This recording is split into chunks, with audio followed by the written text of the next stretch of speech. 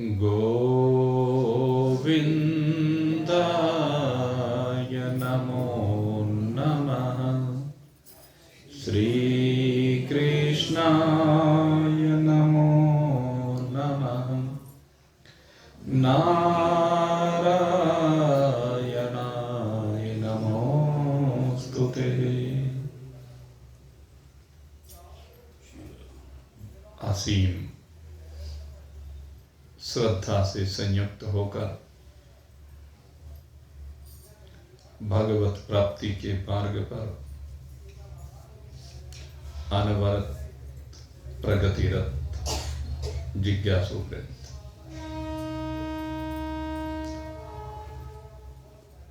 कल भगवान की कृपा से आपने सुख और प्रीति किस प्रकार से इन जीवात्माओं को प्राप्त होती है और किस प्रकार से उनकी उत्तरोत्तर वृद्धि होती है, इस संदर्भ में चर्चा का श्रवण किया और इसके कारण रूप में भोजन का विशेष रूप से महत्व प्रतिपादित भगवान के द्वारा किया गया। जो सात्विक भोजन है वह आयु सत्वबल आरोग्य प्रदाता है, सुख और प्रीति की निरंतर वृद्धि करने वाला है। तदुपरांत जब चर्चा आगे बढ़ी तो उसमें बात आई कि ये भोजन कौन कौन से पदार्थों से हमें प्राप्त होता है, ये सात्विकता किन किन पदार्थों से प्राप्त होती है, ये कह लीजिए। तो सबसे पहले रस्या की चर्चा हुई, अर्थात रसयुक्त भोजन। देखिए, भोजन जो हम ग्रहण करते हैं वह 4 प्रकार से ग्रहण किया जाता है और चारों प्रकार से ग्रहण किए जाने वाला भोजन रसयुक्त हो सकता है। एक भोजन तो जो प्रतिदिन हम करते ही हैं, जो हम भोजन खाते हैं जिसको कहते हैं, ये भोजन जैसे रोज रोटी खाई जाती है, चावल खाए जाते हैं, सब्जी खाई जाती है, जो खाते हैं सीधे सीधे, ये भोज्य है। दूसरा भोजन ऐसा होता है जो पेय पदार्थों के रूप में ग्रहण किया जाता है। तो जो पेय पदार्थ होते हैं उनमें भी सात्विक पदार्थ होते हैं। जैसे दुग्ध का पान किया जाता है, फलों के रस का पान किया जाता है, तो वह सात्विक पदार्थ होते हैं। एक होते हैं जैसे इनको कहा लेह्य, जिनको चाटा जाता है। जैसे आयुर्वेद में तो बहुत सी चीजें आती हैं जिनको चाटा जाता है। चटनियां जैसे होती हैं, चाटने के कारण ही उनको चटनी कहते हैं। और मैं कहूँ तो शायद शहद भी हम इसी श्रेणी में ले सकते हैं। और चौथे प्रकार का जो भोजन होता है वो चोष्य होता है। चोष्य का अर्थ होता है जिसको चूसा जाए। कुछ फल इस प्रकार के आते हैं, जैसे आम होता है, आम को चूस करके ग्रहण किया जाता है। तो इस प्रकार से 4 प्रकार से भोजन को ये प्राणधारी जीव ग्रहण करते हैं। तो इन्हीं चारों प्रकार के भोजन की प्रकृति के संदर्भ में यहां भगवान ने चर्चा की है। अब दूसरे नंबर पर रस्या के बाद जो बात की है भगवान ने, रस्या स्निग्धा हृदः, रस्या स्निग्धा स्थिरः हृदय आहारः सात्विकः प्रियः। तो स्निग्ध भोजन की बात होती है। स्निग्ध का मतलब होता है जो चिकने पदार्थ होते हैं, और चिकने पदार्थ से दूसरे तात्पर्य हम ये भी कह सकते हैं जिनके अंदर घी अथवा तेल होता है। जैसे बादाम होता है, बादाम के अंदर तेल होता है। तो ये जो बादाम है ये सात्विक भोजन के अंतर्गत आता है। जैसे घी तो सीधे सीधे है भाई, जो दूध को जमा करके घी को दही में से मथ करके बाहर निकाला जाता है। मक्खन का रूप पहले होता है, फिर घृत का रूप होता है। इसके अलावा ये कहा कि और भी बहुत सी चीजें हैं जितने ड्राई फ्रूट्स आते हैं, ड्राई फ्रूट्स को सबको इस श्रेणी में, और कुछ को स्थिरा जो कहा गया उस श्रेणी में रखा जाता है। कुछ हमारे पास एक जो फसलें तिलहन कहते हैं, जिनको तिलहन का मतलब जिनमें से तेल निकलता है। जैसे तिल होता है, जैसे सरसों होती है, जैसे सूरजमुखी होता है, ऐसे बहुत वनस्पति होती हैं जिनमें तेल निकलता है पेलने पर। तो ये चिकने पदार्थ कहे जाते हैं। इनमें से जिनमें से सात्विक तेल निकलता है, ये भी ध्यान करने की बात है। जैसे नारियल है, नारियल में से तेल निकाला जाता है तो वो सात्विक होता है। घृत सात्विक है ही सीधे सीधे। बादाम में से निकला हुआ तेल वो भी सात्विक है।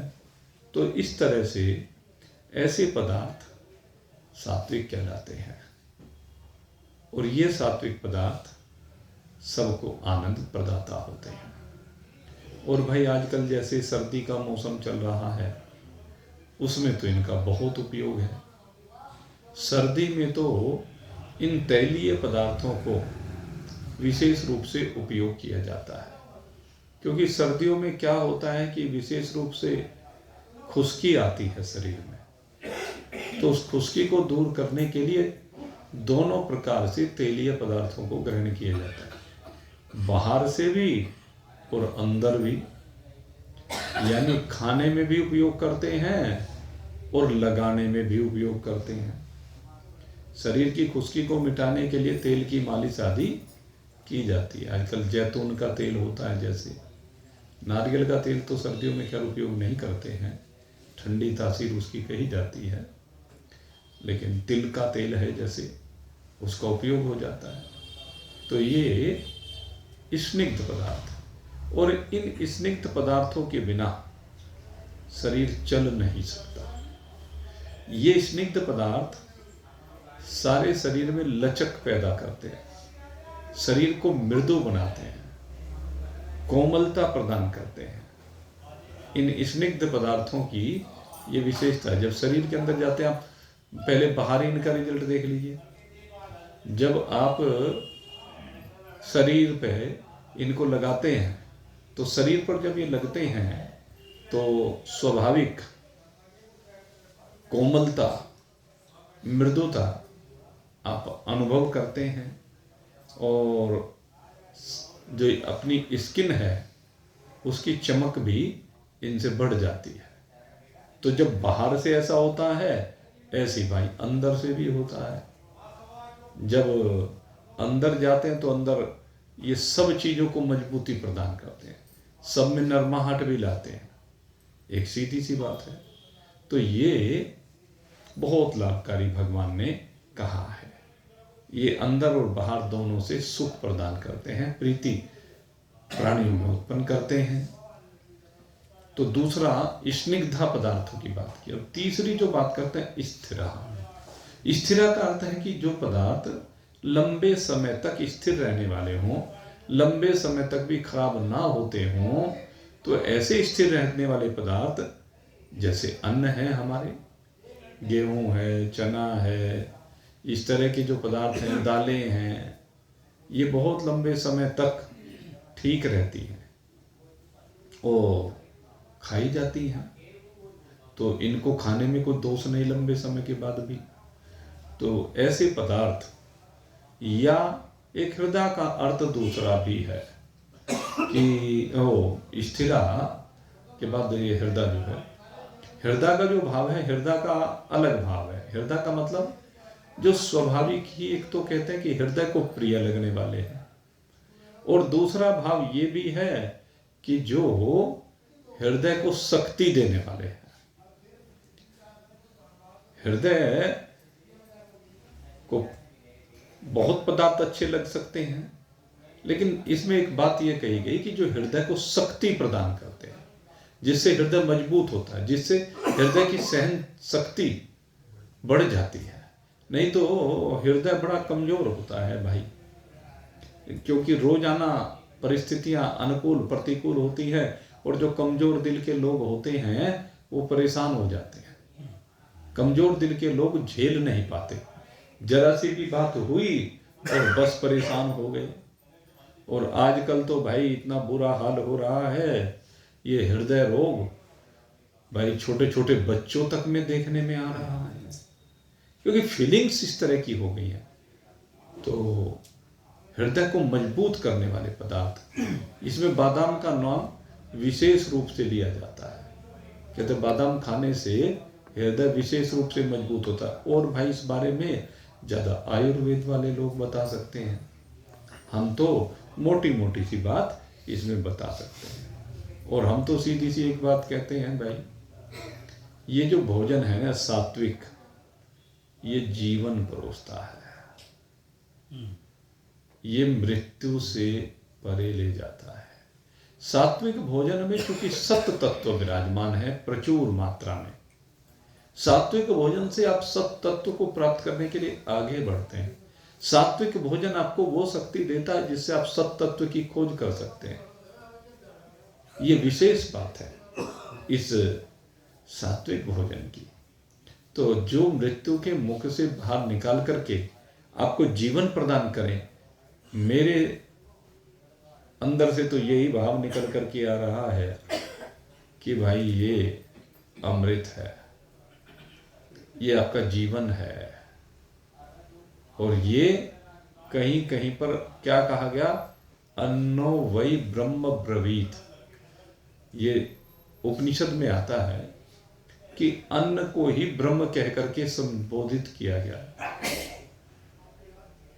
जहां अन्न को ब्रह्म कह करके संबोधित किया गया, उससे तात्पर्य यही है कि जो सात्विक आप ग्रहण करते हैं वो आपको ब्रह्म तत्व के नजदीक ले जाता है। ये सात्विक अन्न आपकी ब्रह्म तत्व से मुलाकात करा देता है, आपके अंदर ब्रह्म तत्व की उपस्थिति करा देता है। इस सात्विक अन्न की सबसे बड़ी विशेषता यह है, इसलिए इस अन्न को भगवान का स्वरूप कह दिया गया।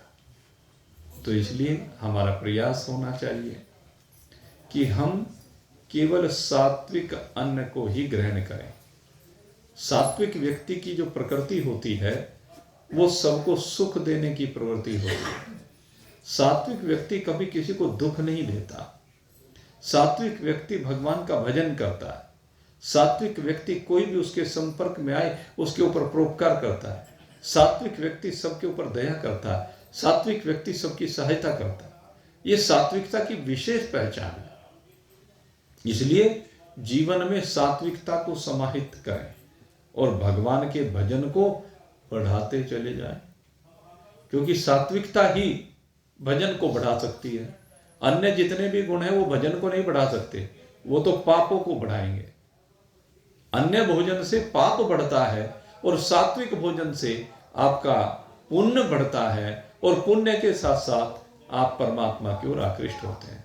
इसलिए कहते हैं कि निरंतर सात्विक पदार्थों को ग्रहण कीजिए और भगवान का निरंतर भजन करते रहिए, क्योंकि भगवान का जो भजन है ना, उसका आनंद वो आपको इस सतोगुण की सीमा से भी बाहर ले जाता है।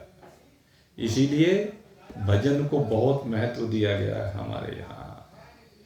श्री कृष्ण गोविंद हरे मुरारी, हे नाथ नारायण वासुदेवा। श्री कृष्ण गोविंद हरे मुरारी, हे नाथ नारायण वासुदेवा। एकमात्र स्वामी सखा हमारे, श्री कृष्ण गोविंद मोहन मुरारी। यही नाम हरदम हो मुख में हमारे, श्री कृष्ण गोविंद मोहन मुरारी। यही नाम हरदम हो मुख में हमारे, श्री कृष्ण गोविंद मोहन मुरारी। श्री कृष्ण गोविंद हरे मुरारी, श्री कृष्ण गोविंद हरे मुरारी। हे नाथ नारायण वासुदेव, हे नाथ नारायण वासुदेव। श्री कृष्ण गोविंद हरे मुरारी, हे नाथ नारायण वासुदेव। निरंतर भगवान का भजन कीजिए। भगवान के भजन से ये रस निकल करके आएगा। जिस रस की बात करते हैं, जिस रस के पान करने की बात करते हैं, वो भगवान के भजन में आता है। अन्यथा भाई सांसारिक प्राणियों की स्थिति तो ऐसी ही है, सारा दिन यूं ही व्यर्थ, इधर उधर उठना बैठना, अनाप शनाप चलता व्यर्थ, बकवास निंदा स्तुति, इसी में सारा जीवन बिता देता है आदमी। और सारे दिन इसको करते करते वो रोज ना चाहते हुए भी पाप कमाता है। किसी को पता नहीं, लेकिन ये पाप का भागी बनाता है। अगर यदि आप किसी की निंदा कर रहे हैं तो ये पाप है, और अगर यदि आप स्तुति कर रहे हैं तो ये पुण्य है। पुण्य आपको स्वर्ग की ओर लेकर जाता है, परमात्मा की ओर लेकर जाता है। पाप आपको नरकों की तरफ लेकर के जाता है। इसलिए हमें पुण्यों की ओर बढ़ना है, और पुण्यों की ओर बढ़ने के लिए ये सात्विक पदार्थों को ग्रहण करना। अब सात्विक पदार्थों के बाद अब भगवान आगे राजसी पदार्थों की चर्चा कर रहे हैं, और राजसी पदार्थों के लाभ और हानि की भी चर्चा होती है।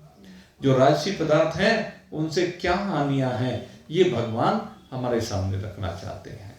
तो आइए अब राजसी पदार्थों के ऊपर भगवान चर्चा करने जा रहे हैं। कट्वम्रलवनात् उष्ण तीक्ष्ण रुक्ष विदाहिनः आहाराराजस्य येष्टः दुःख शोक आमः प्रदः। राजसी भोजन में सबसे बड़ी कमी क्या है? यहां पर विशेषता नहीं कहता हूं, यहां पर कमी की बात मैं करता हूं, क्योंकि राजसी भोजन के अंदर कमी ही कमी है। और उससे क्या होता है कि दुख शोक आमः प्रदः। ये राजसी भोजन आपके जीवन में दुख लाता है, ये राजसी भोजन आपके जीवन में शोक लाता है, ये राजसी भोजन आपके जीवन में रोग लाता है। इसलिए कहा कि जो रोग से बचना चाहते, जो शोक से बचना चाहते हैं, जो दुख से बचना चाहते हैं, उन्हें राजसी भोजन का परित्याग करना चाहिए। लेकिन भाई प्रकृति संसार के जीवों की ऐसी हो गई है, सबसे ज्यादा इस राजसी भोजन की ओर ही दौड़े फिरते हैं। जिसे देखो जी, नमक कैसा है, मिर्च कैसी है, तीखा है, मसाले कैसे हैं, ये सब क्या है? राजसी भोजन के अंतर्गत आता है। और ये राजसी भोजन परिणाम में दुख देता है। कुछ समय तो हमें लगता है कि स्वादिष्ट लग रहा है, कुछ समय स्वादिष्ट लगता है, लेकिन बाद में जब उसका परिणाम अंदर शरीर के पार्ट्स को झेलना पड़ता है, शरीर के इनर पार्ट्स जब उसको झेलते हैं ना, तो फिर वहां आग उठती है, वो अंग जलते हैं, वो अंग डैमेज होते हैं, और जब वो डैमेज होते होते उनकी कैपेसिटी समाप्त हो जाती है, तब हमें पता चलता है। तो इसलिए कहा इस राजसी भोजन से बचना है। और क्या क्या आता है इसमें? सबसे पहले कहा कटु। कटु माने कड़वा। जो कड़वे पदार्थ होते हैं, जैसे कल हमने आपसे चर्चा की थी, नाम सबसे पहले आता है करेला, कड़वा करेला। हाँ? तो ये जो करेला है ये कड़वा पदार्थ होता है। एक नाम दिया है गवार पट्ठा। ये जो ग्वार पट्ठा होता है, अब तो इसे एलोवीरा कहते हैं शायद, पहले ग्वार पट्ठा कहा जाता था। हाँ? ये भी खट्टे पदार्थों में आता है, राजसी पदार्थ में आता है। अब भाई स्वामी रामदेव की बात तो मानेंगे तो भाई ये बहुत लाभदायक है। ये वो तो रामबाण औषधि बताते हैं, लेकिन किसी भी चीज का अत्यधिक सेवन कर लेना हानिकारक होता है। और हमने व्यक्तिगत रूप से इसको देखा है। हमारे जो बड़े भाई साहब, भाई वो बीमार हो गए, हार्ट और किडनी दोनों में उनकी गड़बड़ रहती, तो किसी यूं ही आयुर्वेदिक वाले ने कह दिया ग्वार पट्ठा खाया कर। उस समय कोई नहीं जानता था ये एलोवेरा क्या होता है। ये मैं आपको लगभग ऐसी बात बता रहा हूं, सन 88 के लगभग की बात है। तो उसको बता दिया, वो पता नहीं कहां कहां से, पहले तो कांटे वाला वो होता था, पहले उसका क्या कहते थे, तो खैर लेके आता वो उसको खाता, और उसने बहुत खा दिया, और उसका विकार यह उल्टा फायदे के बजाय नुकसान हो गया। किडनी और डैमेज हो गई। हार्ट की तो परेशानी थी, किडनी भी उसने डैमेज कर दी। तो इसलिए भाई ये जो यहाँ शास्त्र की बात है उसे मानना चाहिए। अलग अलग पैथी में अलग अलग चीजों का अलग अलग इस्तेमाल है, उनकी मात्रा भी दी गई है। ऐसे ही एक वो होता है ना, क्या कहते हैं वो, जमाल घोटा। जमाल घोटा, जैसे मान लीजिए किसी को कब्ज हो जाए, तो कब्ज को तोड़ने के लिए उसकी तिल मात्र खुराक दी जाती है, तिल मात्र। अब लेकिन कोई उसको भाई ज्यादा ले ले तो क्या होगा, मृत्यु तक हो सकती है।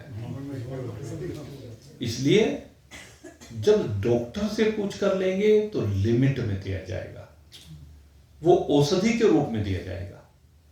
और अपने आप लेंगे तो फिर तो ये रहता है कि भाई जितनी जल्दी काम हो जाए। अब एक महिला थी, वो ये लाला जी सुनाया करते हैं, सो गए, गहरी नींद में है लाला जी भी आज, तो कोई बात नहीं, दुकान पे ज्यादा काम किया होगा। तो ये बताया करते हैं, कहने लगे एक बार गए डॉक्टर की एक महिला दिखाने के लिए, तो उसने कहा ले ये सीसी एक ढक्कन सुबह पी लेना है, एक शाम को। तो पहले कुछ ऐसा था, सरकारी अस्पताल में दवा जो है ना वो सीसी घर से लेके जानी हुआ करती थी। अब उसके साथ में दूसरी महिला भी थी, तो दूसरी महिला को भी कहा ला सीसी कहाँ है, तुझे दवा दो। कहने सीसी तो मिल रहा ही नहीं। वह कहने क्यों चिंता करते, ले वो जितनी सीसी दी थी वो पूरी की पूरी पी गई एक ही बार में। और कहने ले तू इसमें ले ले, कहने दवाई तो पीने के लिए कहा उसने, तो एक ही बार में सारी पी गई। अति सर्वदा वर्जित। ये कहा गया कि अति जो है वो वर्जित। तो दवाई के रूप में सेवन अलग चीज है, वो डॉक्टर उसकी डोज तय करता है कि किसको कितनी दी जानी चाहिए। बच्चे के लिए अलग है, जवान के लिए अलग है, बूढ़े के लिए अलग है, किसी रोग में कम है, किसी रोग में ज्यादा है। तो वही बात यहाँ आ रही है। ये जो गवार पट्टा है तो यहाँ पर जो है उसको कड़वे पदार्थों में दिया गया है। तो जो संत है सब्जी बना के खाओ जिसकी, वो क्या है ना, फिर वही बात आ गई। मैं आपको एक संत की बताता हूँ, नाम तो खैर मैं नहीं लूंगा, बहुत लोग जानते हैं। सनक भी होती है कुछ, इसे क्या कहते हैं, सनक। एक महात्मा बड़े अच्छे थे, स्वभाव बड़ा अच्छा, बहुत कोमल स्वभाव। तो उन्होंने कह लगी मैं अन्न नहीं खाऊंगा। बहुत लोग हैं जो अन्न छोड़ देते हैं। हमारे शास्त्र ने कहा है कि अन्न की पूर्ति वैसे तो कोई दूसरी चीज कर नहीं सकती, लेकिन फिर भी अगर यदि आप अन्न छोड़ते हैं तो दूध और फल दो चीज ऐसी हैं जिन पर आप अन्न के बगैर भी रह सकते हैं, अगर किसी को अभ्यास बन जाए इसका। लेकिन क्या है कि जो व्रत रहने वाले हैं वो कुट्टू खाने लगते हैं, सामक के चावल खाने लगते हैं, सिंघाड़े की गिरियां खाने लगते हैं। तो ऐसे एक संत, उनका रोज का नियम बन गया कि रोज एक समय कुट्टू खाएं, एक समय फल खाएं।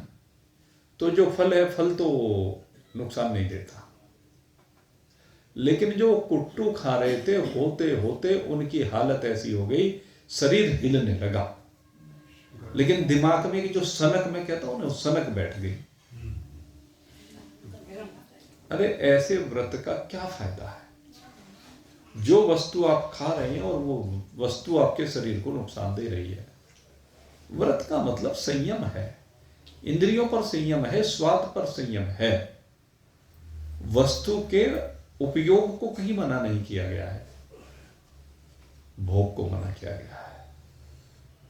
डॉक्टर कह रहे हैं कि तुम इसे छोड़ दो, लेकिन अभ्यास के नहीं, मैं नहीं खाऊंगा, और खाए बिना काम नहीं चल रहा है, तो काहे की जिद है? ये जो पीछे भगवान ने कहा था ना इसमें, कि वो अंतःकरण में बैठे हुए मुझ ईश्वर को ही कष्ट देने वाले हैं। तो ऐसे लोग जो जिदबंदी करते हैं, तप का मतलब जिदबंदी नहीं है, तप एक साधना है, और तप इसलिए किया जाता है कि हम वैराग्य से संयुक्त होकर के परमात्मा की ओर आकृष्ट हो, परमात्मा की ओर बढ़े, परमात्मा को प्राप्त कर लिए। तब तो इसलिए होता। लेकिन किसे तपाना चाह रहे हो? शरीर को तपाने से कुछ होने वाला नहीं है भाई। तपाना है तो इस मन को तपाओ, अंतःकरण को तपाओ, इस अंतःकरण को सीधा करो, इस अंतःकरण को समझाओ। और भाई एक वो हमारे गुरुजी कहा करते थे, भाई भूख की कुतिया बावरी, करे भजन में भंग, इसको टुकड़ा डाल के भजन करो निसंग। हमारे गुरु तो सीधे कहा करते थे कि शरीर को भोजन चाहिए, आप बगैर भोजन के भजन करना चाहते हो, अब पेट में तो वो चूहे कूद रहे हैं और आप भजन करना चाहते हो, भूखे भजन ना हो। अरे भगवान ने जब ये शरीर बनाया तो शरीर में कहा कि इसमें ईंधन डालना जरूरी है, ईंधन डालोगे तो चलेगा, ईंधन नहीं डालोगे तो कैसे चलेगा? भगवान ने व्यवस्था किया, भगवान की व्यवस्था में हस्तक्षेप क्यों करते हैं? भोजन डालिए, लेकिन शुद्ध डालिए और सीमित मात्रा में डालिए, ये भी विषय है। ऐसे भी इतना होने दे, उसकी शुद्धता प्रभावित ना होने दे। जब भोजन की शुद्धता प्रभावित होती है, वो अशुद्ध होता है, तब गड़बड़ होती है। भोजन को शुद्ध बनाइए। तो खैर, अब हम चर्चा कर रहे थे राजसी भोजन की। तो राजसी भोजन में सबसे पहले कटु भोजन की बात यहाँ पर की गई कि जो कड़वे पदार्थ होते हैं वो राजसी भोजन के अंतर्गत आते हैं। और उनसे क्या होता है, जिस समय खाओ उसी समय देख लो कैसा लगता है, हाँ? कैसा लगता है? कड़वी चीज कोई खाना चाहता है? करेले का जूस निकाल करके जो पीते हैं, करेले का जूस किसी को बढ़िया लगता है क्या, टेस्टी लगता है क्या?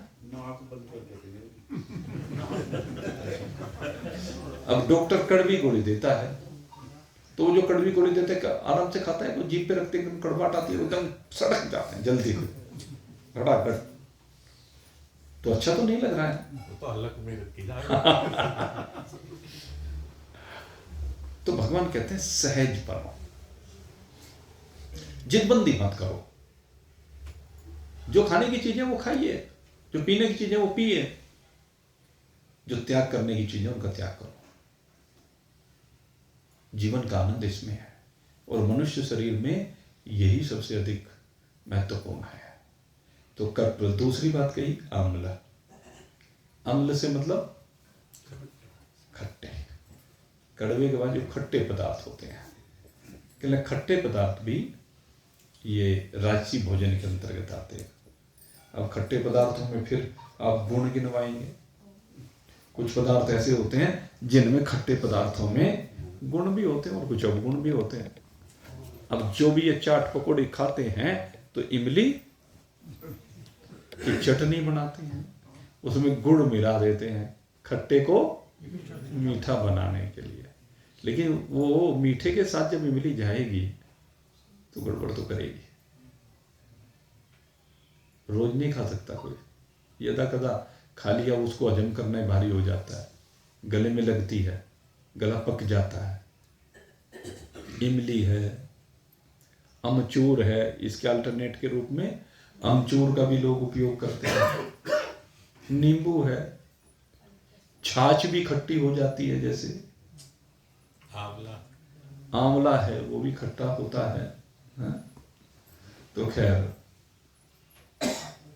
एक कहा कि सिरका है, जैसे वो सड़ा के बनाया जाता है, तो तामसी में राजसी में दिया है यहाँ पर सिरके को, कि जो सड़ा के बनाया जाता है, ये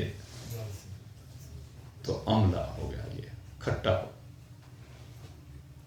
ये सब राजसी है, और ये भी परिणाम में दुखप्रद है, रोगप्रद है। खट्टे पदार्थों से गला सबसे ज्यादा खराब होता है। अगर यदि रूटीन में कोई खट्टे पदार्थ खाता है तो धीरे धीरे गला गड़बड़ करने ही लगता है। तीसरी बात कही लवण। लवण माने नमकीन। यद्यपि नमक का सेवन भोजन में वर्जित नहीं है, लेकिन नमकीन से मतलब जब यहां पर दिया तो जो पकवान बनते हैं ना, पकवानों में नमक का भी विशेष योगदान होता है। अगर नमक ना हो तो फीके लगेंगे, खाएंगे नहीं। स्वाली है, मठरी है, खस्ता है, ये जो रोज घरों में समोसे हैं, इस तरह की जो चीजें हैं जो रोज उपयोग में लाते हैं, ये क्या है? ये सब नमकीन पदार्थों में आते हैं। अब इनके प्रभाव तो सब चाहते हैं, अब मेरे को बताने की जरूरत नहीं है। इसके बाद अगली बात कही, कहते हैं कट्व अम्ल लवण अति उष्ण। अब पदार्थ सात्विक भी ले रहे हैं, लेकिन वो बिल्कुल गरम गरम ले रहे हैं। क्या होगा? कहते वो भी दुख देगा। सबसे पहले तो आपकी जीभ जलाएगा, जीभ जलाने के बाद आपके अंदर, मुख के अंदर की जो त्वचा है उसको जलाएगा, और खुदा ना खास्ता शरीर के अंदर पहुंच गया वो गरम गरम, तो जहां से जहां तक जाएगा वहीं तक जलाता चला जाएगा। इसलिए बहुत से लोगों को आदत होती है। मैंने एक देखा, हमारा एक मित्र, वो चाय की प्याली जैसे उसके सामने आती, एक घूंट पे सारी प्याली गरम गरम पी जाता, आज भी पीता। उसका अभ्यास इस तरह का है, तो वो बहुत गलत है। अब वो तो जलाएगा, तो इससे अल्सर आदि बन जाते हैं। अल्सर का एक बहुत बड़ा कारण है जो बहुत गरम गरम भोजन करते हैं। निवाया भोजन करना उचित होता है, लेकिन अति उष्ण इसलिए यहां उष्ण नहीं कहा, अति उष्ण कहा भगवान ने, ये पदार्थ राजसी के अंतर्गत आते हैं। और अब तीक्ष्ण, ये सबसे भयंकर है भाई। तीक्ष्ण माने तीखे, मिर्च, मसाले, ये सब जो तीखी चीजें होती हैं आंख में पानी ला देते हैं, खांसी उत्पन्न कर देते हैं। दिख रहा है लेकिन फिर भी मानते नहीं, अभ्यास बन गया। सात्विक भोजन के अंतर्गत मिर्च नहीं डाली जाती है।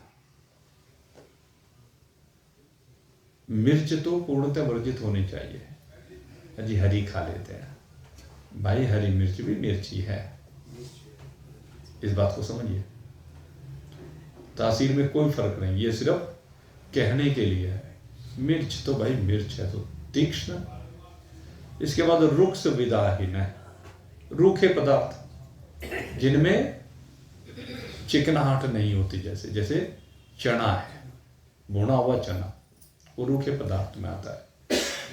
अन्न के रूप में वो सात्विक में आता है, लेकिन भून करके जो चना खाते हैं, इसलिए हमारे पहले लोग चने भुनवा के लाते थे, बड़ा शौक होता था। लेकिन उनमें क्या करते थे, वो घी नमक लगाते थे, घी नमक लगा करके खाते थे, तो उनका रूखापन समाप्त हो जाता था। नहीं तो वो सटके ही नहीं जाते हैं। इसलिए ऐसे रुक्ष पदार्थ विदाहीन है जो शरीर को जलाते हैं। कहते हैं ये ऐसे जितने भी पदार्थ हैं ये सब राजसी पदार्थ हैं। और राजसी पदार्थ परिणाम में दुख देने वाले हैं, शोक देने वाले हैं और रोग देने वाले हैं। इसलिए भगवान कहते हैं इन राजसी पदार्थों का परित्याग करो, राजसी पदार्थों को जीवन से बाहर निकालो, सात्विकता में आकर विराजमान हो अगर परमात्मा को चाहते हैं। क्योंकि आप सब सत्संगी लोग हैं, तो सत्संगियों को इन पदार्थों का अवश्य परित्याग करना चाहिए। हम तो आपसे बार बार यही कहेंगे भाई, अपने जीवन में सात्विकता लाइए। परमात्मा को चाहते हैं तो सात्विकता लाइए। और हम तो परमात्मा से प्रार्थना भी यही करेंगे, आपका जीवन शुद्ध सात्विकता से संयुक्त हो, और शुद्ध सात्विकता से संयुक्त होकर के आप परमात्मा को प्राप्त करें, परमात्मा की ओर निरंतर आगे बढ़ें, परमात्मा रस का रसास्वादन करके आनंद का अनुभव करें। इन्हीं शब्दों के साथ आज के सत्संग को यहीं पर मैं विश्राम दे रहा हूँ। और भाई कल के बारे में आप जानते ही हैं, कल हमारा 12 ज्योतिर्लिंग का 1 वर्ष परिपूर्ण हो रहा है। वैसे देखा जाए आज पूरा हो गया है, कल से दूसरा वर्ष प्रारंभ होगा। तो वर्षगांठ इसलिए कल को मनाई जाती है, जिस दिन स्थापना होती है। तो प्रथम वर्षगांठ है ये, हमारे अवतरण दिवस कहिए, जन्मदिन कहिए, जो भी आप कहिए। तो कल को श्रद्धा के साथ, भाव के साथ, प्रेम के साथ सभी 12 ज्योतिर्लिंग स्थल पर, श्री हरिमत धाम पर उपस्थित हों।